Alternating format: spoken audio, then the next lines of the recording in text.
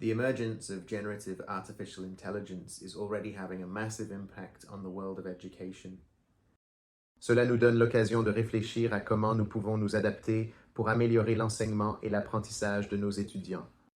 然而，我们还需要反思如何使这些缩影变得道德、安全和包容。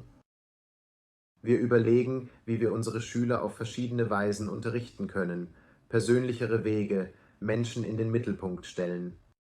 당신, 이 세상이 불확실해질 때 우리 교사들, 학생들, 학부모들이 새로운 세계에서 학문적 진실성과 학습의 소유권이 어떻게 보이는지 이해하는 방법은 무엇인가요?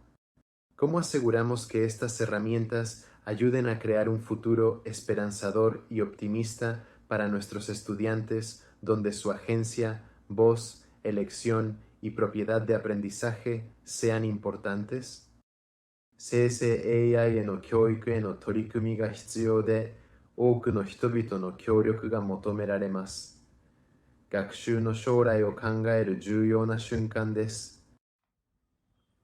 The emergence of generative artificial intelligence is already having a massive impact on the world of education.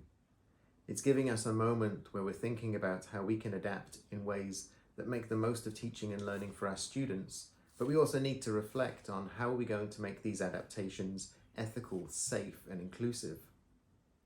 We think about how we might educate our students in different ways that are perhaps more personalized, ways that put the human at the center of the work.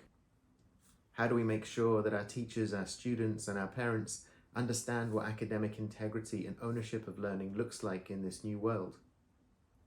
When the world is becoming ever more uncertain, how do we make sure that these tools can help us create a future that is full of hope and optimism for our learners, in which they grow into a space where their agency, their voice, their choice, and their ownership of their learning matters?